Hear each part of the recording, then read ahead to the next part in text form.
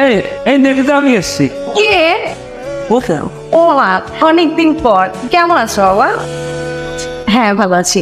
সে কি ছেলেটাকে বাইরে দাঁড় করে রাখবে? আসো ভেতরে আসো। তুমি জানো না, ওর মা নেই, ওর বাবার সাথেও সম্পর্কটা ভালো না। সবচেয়ে বড় কথা, ও তোমাকে এতটাই ভালোবাসে, তোমাকে পেয়ে সে হারাতে চায় না। আমাকে ওর ঠিকানাটা দেবে? কি করবে? আমার সাথে কথা ওপো ওর মোবাইলের সিম চেঞ্জ করছে শুধু তোমার জন্য। ওর বাবাকে বুঝিয়ে রাজি করানোর পর তোমার সাথে কথা বলবে বলেছে। তুমি ওর ঠিকানাটা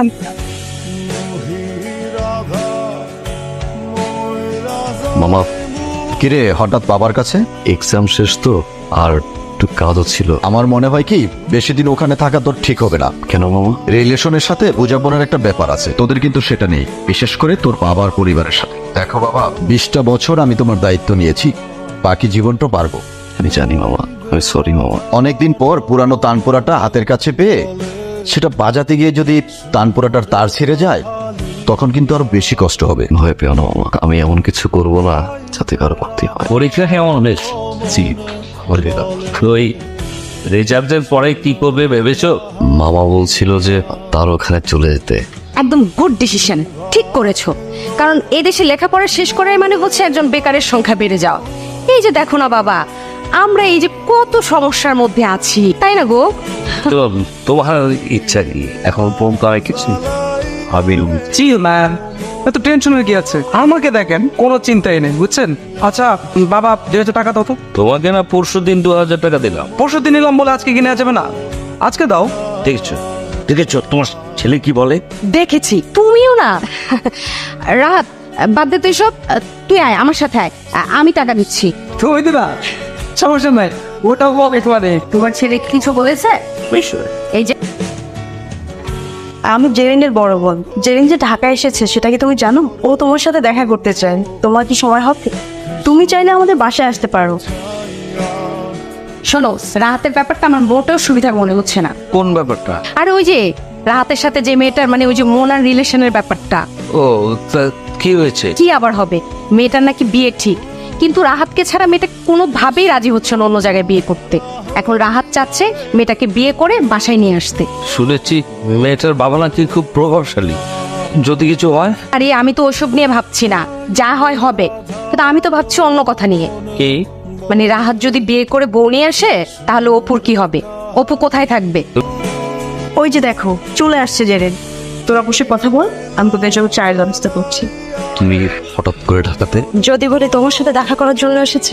আমার সাথে কেন? একটা মানুষ নিজেকে লুকিয়ে রাখার জন্য অভিনয় করে জানতাম, তাই বলে তিনটা বছর কিভাবে? আমি না আসলে বুঝতে পারছি না যে কিসের অভিনয়ের কথা তুমি বলছো।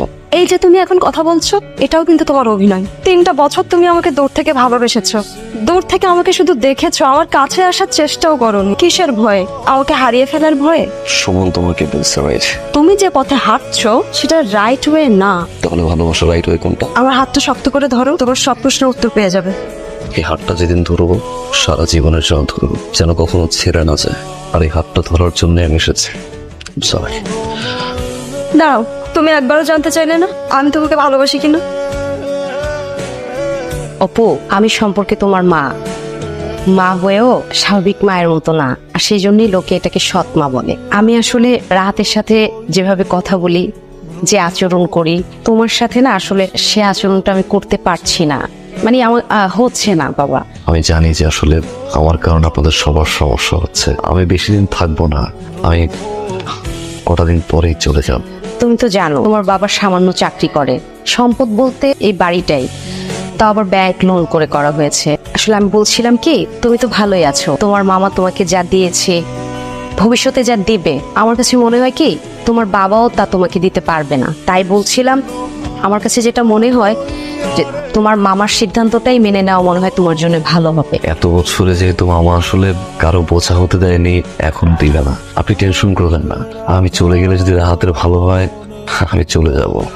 তোমার কথাটা শুনে আমি নিশ্চিন্ত হলাম। বউ, অনেকদিন পর দেখা হওয়ার পরে আমরা দুজনে কেমন অস্বস্তিকর একটা পরিস্থিতি পড়ে গেছি। আমি বাবা হিসাবে আসলে তোমার সাথে কেমন আচরণ করা উচিত বুঝতে পারছি না, তুমিও বুঝতে পারছো না। সময় অনেক কিছু দূরত্ব বাড়িয়ে দেয়।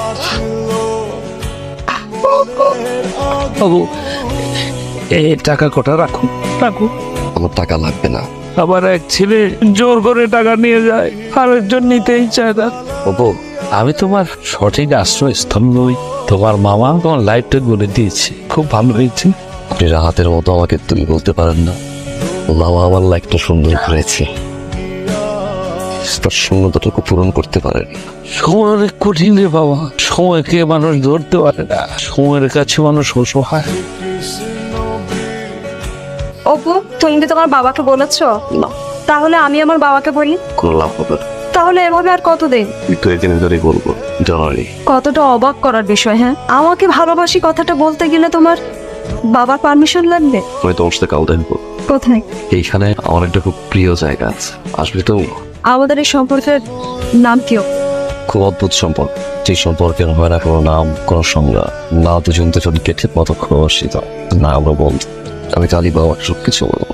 এই কথাটা আমার চোখের দিকে তাকিয়ে বললে না কিসের জন্য? একটাই তো ভয়, কারণ নয়, চোখের দিকে তাকানো আমার দিকেরটুকু তো আমার।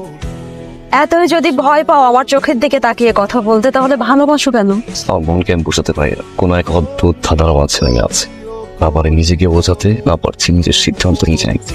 আমার দিকটা একবারও ভাবলে না? আমি তো তোমাকে 3 বছর ধরে ভালোবাসি। 3 বছর ধরে ভালোবাসলে একটা বড় দিন ভালোবাসার কথা আমাকে বল। কিন্তু এখন তো বলছি। 2 দিন শোয়া দাও প্লিজ। হ্যালো অপু, বাবা, বাবা এসেছি কখন? আজ বিকেলে। বড় আপা তোমার আমার বিষয়টা বাবাকে বুঝিয়ে বলবে। তুমি তো তোমার বাবাকে বলতে পারবে না। কি করে বলবো বলো? কোনো কিছু চাইতে হলে যে বাবার কাছে কিভাবে চাইতে হয় সেটা এত বছরের দূরত্বে শিখিনি আমি। এটা অনেক মূল্যবান, পৃথিবীর সবচেয়ে দামি একটা সম্পদ। এত বড় সম্পদটা যে আমার বাবার কাছে আমি কিভাবে যাবো, মা মারা যাওয়ার পর থেকে আমি এটা শিখিনি। তুমি যে চেষ্টা করেছো সেটাই কম কিসে। একটু ধৈর্য ধরো, বড় আপা সবকিছু বাবাকে বুঝিয়ে দেবে। কিন্তু তোমার বাবা যদি রাজি না হয়? এমন করে বলো না, আশার উপর ভরসা রাখো। আর তোমার বিকল্প ভাবতে পারবো না। শুনেছি বিশ্বাসের জোরে মানুষ সবকিছু পায়। ও, তুমি যে চলে যাচ্ছ তোমার বাবাকে বলেছো তো? অনেক কিছুই বলতে চেয়েছিলাম, পারিনি। হাত হোক। আসলে কি, আমি না বুঝতে পারছিলাম অপু, কেনই বা এলে, আবার কেনই বা এভাবে চলে যাচ্ছ। অপু, অ্যাটলিস্ট তুমি আমাকে ভুল বুঝো না বাবা, বুঝতেই তো পারছো আসলে সিচুয়েশনটা এরকম। তোমাকে অনেক বুদ্ধিমতী মনে করেছিলাম। তুমি একটা ছেলের জন্য আমাকে এই সমস্ত বলতে পারলে? আমার মেয়ে নির্লজ্জের মতো সেই ছেলের জন্য টাকা পর্যন্ত এসেছে, এটা আমি ভাবতেই পারছি না। বাবা তুমি শান্ত হও, ছেলেটা খুবই ভালো বাবা, আমি ওর সাথে কথা বলেছি। তুমি চুপ করো। তোমাকে আমি কোন ফ্যামিলিতে বিয়ে দিয়েছি? গ্রামে আমার একটা সম্মান আছে। যে ছেলে নিজেই তার মামার অনুগ্রহের পাত্র, সে কি করে আমার মেয়ের দায়িত্ব নেবে? নাকি ভালো যে আমি আগে ব্যাপারটা জেনে ফেলেছি, তাই খারাপ কিছু হয় নাই। বাবা তুমি যেটা ভাবছো তেমন কিছু নয়। থাক, তুমি আমাকে আর বোঝাতে এসো না। আমি আজকে ওকে নিয়ে বাড়ি চলে যাবো। রিলেশন নাই, কি জন্য সে ঢাকা তড়িঘড়ি করে এসছে আমি বুঝতে পারি না। আর তুমি ওকে প্রশ্রয় দিয়ে কাজটা ঠিক করোনি। তোমাকে আমি বিয়ে দিয়েছি উপযুক্ত ছেলের সাথে, ওকেও বিয়ে দেবো আমি উপযুক্ত পাত্রের সাথে। কদিন হলো ফোন দিচ্ছিস না? বাবাকে পেয়ে মামাকে বলে গেলি? তুমি ঠিক বলেছিলে মামা, সময়ের ব্যবধানে কাছের মানুষগুলো অচেনা হয়ে যায়। কিছু হয়েছে? তোর গলাটা এমন ভারী লাগছে কেন? তুই কোথায়? কিছু হয়নি, আমি বাড়ি ফিরে যাচ্ছি মামা। একটা প্রশ্নের উত্তর দিও মামা। বল, কি প্রশ্ন? আচ্ছা মামা, আমি তো আমার এই মায়ের কাছে সব ছেলে, কিন্তু আমার বাবার কাছে কি মামা? আমি কি আমার আপন বাবার কাছেও সব ছেলে? হঠাৎ এমন প্রশ্ন?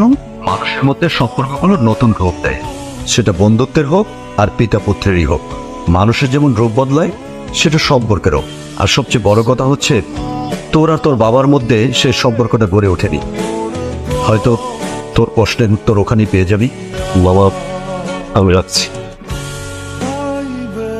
ঠিক ছি, আমার মেয়ে ছিল নাই, কোথার একটা ভগবান ছেলে, আমার ভাবতেও ঘৃণা করে। তুই বসো, আমি সবাই সব সম্পর্কের মূল্য দিতে জানে না। তো বাবা ঠিকই বলেছে, একটা ছেলে যার চাল নেই, চুলো নেই, বাবার থেকেও যার পরিচয় নেই, তাকে ভালোবাসা চায় না। তুমি তোমার বাবাকে বলেছো আমি তোমার হাতটা শক্ত করে ধরেছি, তুমিও চাইলে আমার হাতটা শক্ত করে ধরতে পারো। বাবা বাবা চলে গেছে, বাবা আসার আগে আমরা এখান থেকে পালিয়েছি। চলো প্লিজ চলো। আমি পারবো না, কোনো বাবাকে কষ্ট দিতে পারবো না। বাবার ভালোবাসাই পেলাম না, আর একটা বাবাকে আমি কিভাবে কষ্ট দিই না? যে ছেলের চাল নেই, চুলো নেই, কোনো পিতৃ পরিচয় নেই, সেই ছেলেকে তোমার বাবা কেন? সমাজে কেউ মেনে নেবে না। তাহলে আমাকে ভালোবেসেছিল কেন? ভালোবাসা কোনো অপরাধ না, যে ভালোবেসেছি, ভালোবাসা চাইনি। আমি এত কিছু জানি না, আমি তোমাকে ছাড়া থাকতে পারবো না, তুমি এটা বোঝো না কেন? সেটা হয়তো আমিও পারবো না, কিন্তু এটা সত্যি।